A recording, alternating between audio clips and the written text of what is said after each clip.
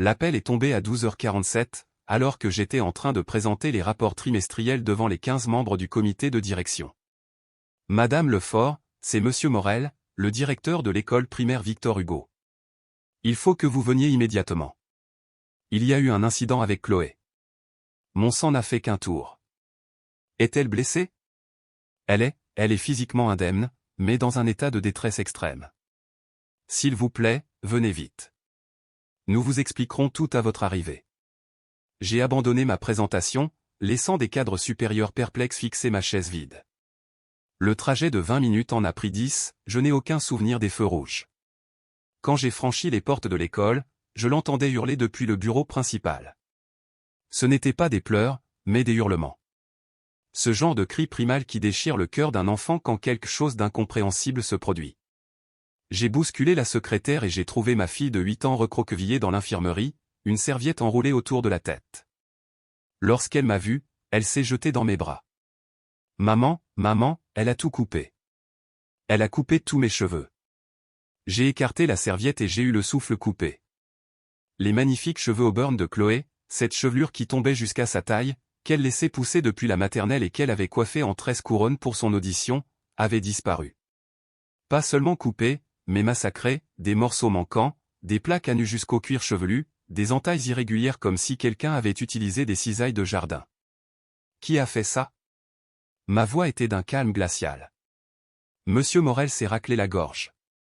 Il y a eu une situation, votre sœur. C'est Tata Sandrine qui l'a fait, a sangloté Chloé. Elle a dit que j'avais volé le rôle de Léa. Elle m'a plaqué au sol et a tout coupé. La pièce s'est mise à tourner. Ma sœur Sandrine enseignait en classe de CE2 ici même. Sa fille Léa était dans la classe de Chloé. Toutes deux avaient auditionné pour le rôle d'Alice dans le spectacle de fin d'année de l'école, Alice au pays des merveilles. Chloé avait obtenu le rôle. Où est-elle? Je me suis levé, tout mon corps vibrant de rage. Madame Lefort, asseyez-vous, je vous en prie. Où est ma sœur? Elle est dans mon bureau avec l'inspecteur d'académie et la police. La police? Tant mieux, car ce que j'avais envie de lui faire nécessitait définitivement leur intervention. Pendant la pause déjeuner, a expliqué Monsieur Morel, le visage grave, Sandrine a convoqué Chloé dans sa salle de classe sous prétexte de discuter d'un devoir de rattrapage. Elle a verrouillé la porte et a entrepris de couper les cheveux de Chloé tout en lui disant qu'elle ne méritait pas le rôle. Elle avait des ciseaux de la salle d'art plastique, a gémi Chloé, les grands. Elle a dit que Léa travaillait plus dur, qu'elle s'entraînait davantage. Elle a dit, Echo, tu l'as eu seulement parce que tu es jolie, et maintenant tu ne le es plus, alors ils devront donner le rôle à Léa. Echo, j'ai pris des photos des cheveux saccagés de Chloé sous tous les angles. Puis j'ai appelé mon mari, Thomas. Appelle Maître Lefebvre maintenant, puis rejoins-moi ici. En 1 heure, la police avait pris les dépositions. Sandrine a été escortée dehors, menottée, suspendue en attendant l'enquête, mais le mal était fait. La tête de Chloé ressemblait à un champ de bataille. Nous sommes allés directement chez ma coiffeuse, Isabelle, qui a failli pleurer en voyant Chloé. Oh, ma puce, a-t-elle dit doucement. On va arranger ça, d'accord? Tu vas ressembler à une rockstar. Mais elle ne pouvait pas faire de miracle. Le résultat final était une coupe pixie très courte. Adorable, mais rien à voir avec la chevelure que Chloé chérissait. Chloé fixait son reflet, des larmes silencieuses coulant sur ses joues. Je ne peux plus être Alice maintenant, a-t-elle chuchoté. Alice a de longs cheveux. C'est alors que mon téléphone a sonné. Nathalie, comment oses-tu avoir fait arrêter Sandrine, a hurlé ma mère au téléphone. C'est ta sœur. Elle a agressé ma fille. Elle a juste coupé quelques cheveux. Mon Dieu, Nathalie, tu es tellement dramatique. Les cheveux, ça repousse. Elle a plaqué une enfant de 8 ans au sol et a massacré ses cheveux avec des ciseaux de bricolage. C'est parce que tu as pavané avec le succès de Chloé, a répliqué ma mère avec aigreur. Cette pauvre Léa a travaillé si dur pour ce rôle. Elle le méritait. Sandrine ne faisait que rétablir Léa Posse, équilibre. Rétablir quoi? Tu es folle? La voix de mon père s'est fait entendre sur le haut-parleur. Léa répète depuis des mois. Chloé est arrivée comme une fleur et a tout raflé. Ta sœur a craqué, ça arrive. Ça n'arrive pas. Les gens normaux n'attaquent pas les enfants. Maintenant, Chloé sait ce que Léa ressent, a ajouté ma mère avec suffisance. Les opportunités ne se présentent pas deux fois. Les cheveux, si. J'ai raccroché et j'ai regardé ma fille traumatisée, son crâne tondu, son esprit brisé. Il n'avait aucune idée de ce que j'allais faire ensuite. D'abord, j'ai contacté le procureur de la République. Agression sur mineur, séquestration, mise en danger d'enfant. Les charges s'accumulaient. Mais ce n'était que la réponse juridique. Je voulais plus. J'ai découvert que Sandrine utilisait son poste depuis des années pour avantager Léa, accès au sujet d'examen, temps supplémentaire avec les professeurs de musique, informations confidentielles sur les auditions. J'ai tout compilé, email, témoignages d'autres parents qui avaient remarqué mais n'avaient rien dit, images de vidéosurveillance montrant Sandrine retenant Chloé après l'école pour l'aider alors qu'elle lui faisait en réalité rater le club de théâtre. Puis j'ai appris pire. Ce n'était pas la première fois. Une maman nommée Carla m'a contacté après avoir entendu parler de Chloé. Il y a 2 ans, son fils Maxime avait battu Léa lors d'une dictée régionale. Le lendemain, il avait eu un accident dans la cour de récréation, se retrouvant avec un poignet cassé. Il n'avait pas pu participer à la finale. Un autre parent, James, a partagé que sa fille avait gagné un concours de dessin face à Léa. Son portfolio avait mystérieusement disparu de la salle d'art plastique dont Sandrine avait les clés. C'était un mode opératoire. J'ai tout documenté. La réunion du conseil d'école était bondée. J'y avais veillé, envoyant l'histoire à tous les groupes de parents, à toutes les pages Facebook locales, à tous les médias de la région. Une enseignante agresse sa nièce pour un spectacle scolaire, a fait la une des journaux.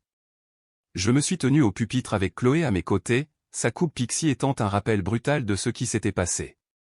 Sandrine Torret a utilisé sa fonction comme une arme pour abuser des enfants qui réussissaient mieux que sa propre fille, ai-je commencé d'une voix ferme. Ma fille est la dernière victime en date, mais elle n'est pas la première. J'ai tout présenté, les témoins, les vidéos, le schéma répétitif. Les parents étaient horrifiés. Les membres du conseil d'administration s'agitaient, mal à l'aise. Puis la défense de Sandrine a pris la parole par la voix de mes parents. C'est une affaire de famille qui a pris des proportions démesurées, a dit ma mère. Les enfants se font couper les cheveux tout le temps. Par leur coiffeur, pas par leur institutrice, a crié un parent dans la salle. Léa a été dévastée, a ajouté mon père. Elle a travaillé plus dur que Chloé ne le fera jamais. Alors elle aurait dû mieux auditionner, ai-je répondu. C'est ainsi que fonctionne le mérite. Le conseil a voté à l'unanimité. Sandrine a été révoquée de l'éducation nationale, interdite d'accès aux locaux scolaires, et son dossier a été transmis au pénal. Mais mes parents n'avaient pas fini. Ils ont débarqué chez moi ce soir-là avec Sandrine et Léa. « Regarde ce que tu as fait », a dit ma mère en désignant Sandrine, qui avait l'air hagard. Elle a tout perdu. Tant mieux. Léa se fait harceler à l'école. Ils appellent sa mère Echo, la psychopathe au ciseau Echo. Peut-être que Sandrine aurait dû y réfléchir avant d'attaquer mon enfant. Sandrine s'est avancée. Les cheveux de Chloé vont pousser. Ma carrière ne s'en remettra pas, j'ai ri. J'ai ri pour de bon. Tu as raison. Elle ne s'en remettra pas. Tout comme la confiance de Chloé ne s'en remettra pas. Tout comme les mois de thérapie dont elle aura besoin ne disparaîtront pas, je suis ta sœur. Tu l'étais. Maintenant, tu es la femme qui a agressé ma fille. Léa, qui était restée silencieuse, a soudain pris la parole. Je ne voulais pas le rôle de cette façon. Tout le monde s'est tourné vers elle. Je voulais le gagner honnêtement, a-t-elle dit calmement.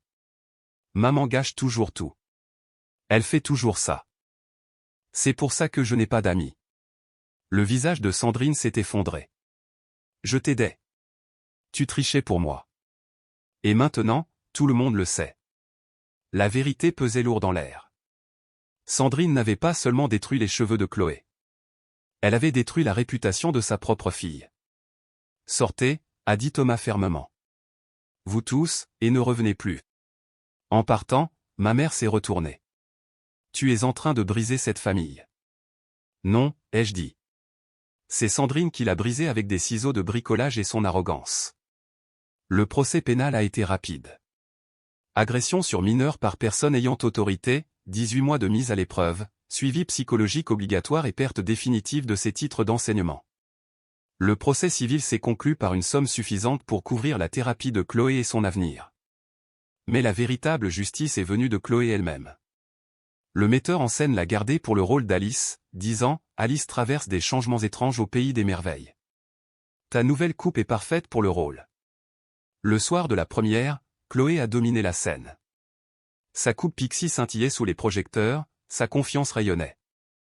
Elle avait pris la pire chose qui lui soit arrivée pour la transformer en force. Sandrine n'était pas là, bien sûr, l'ordonnance de protection y veillait. Mais mes parents sont venus, assis au fond, essayant de passer inaperçus. Pendant l'entracte, ma mère s'est approchée. Elle est merveilleuse. Elle l'a toujours été. Vous étiez juste trop aveuglé par Léa pour le remarquer. Nous avons eu tort, a-t-elle admis à voix basse. Sandrine se fait soigner. Elle reçoit une aide réelle. Et Léa est en thérapie aussi. Tant mieux pour elle. Est-ce qu'on peut-on essayer à nouveau d'être une famille? Je l'ai regardée. Cette femme qui avait défendu l'agresseuse de ma fille, qui avait dit que les cheveux comptaient moins que l'ambition. Chloé ne sera plus jamais seule avec l'un d'entre vous. Jamais. Si vous voulez la voir, ce sera sous surveillance, dans un lieu public. Et à la seconde où elle se sentira mal à l'aise, ce sera fini. C'est dur. C'est ça, être parent. Quelque chose que tu aurais dû essayer avec Sandrine. La pièce s'est terminée sous des applaudissements tonnerres. Chloé a salué, ses cheveux courts brillant sous les feux de la rampe, son sourire radieux. Elle avait appris à 8 ans ce que certains n'apprennent jamais, que les gens qui vous font du mal ne méritent pas le pardon simplement parce qu'ils sont de votre famille. 6 mois plus tard, j'ai croisé Léa à l'épicerie avec son père, l'ex-mari de Sandrine, qui avait obtenu la garde exclusive après le scandale. « Comment va Chloé » a demandé Léa timidement. « Elle va bien. Et toi ?» ?»« Mieux. Je suis dans une autre école. J'ai eu un rôle dans leur pièce. Un petit rôle, mais je l'ai gagné toute seule. C'est merveilleux, Léa. » Alors qu'il s'éloignait, son père a articulé en silence un « merci ». J'avais anéanti la vie sociale de Sandrine pour protéger ma fille. J'avais déchiré ma famille d'origine pour garder Chloé en sécurité. Et en la regardant maintenant, confiante et épanouie malgré sa coupe pixie qui repoussait lentement, je le referais sans hésiter une seule seconde. Parce que c'est ce que font les vraies mères. Nous ne rabaissons pas les autres enfants pour élever les nôtres. Nous n'utilisons pas nos positions comme des armes. Nous ne cherchons pas d'excuses à la maltraitance. Nous protégeons. Nous nous battons. Nous choisissons nos enfants avant quiconque pourrait leur nuire, même, et surtout, quand cette personne partage notre propre sang.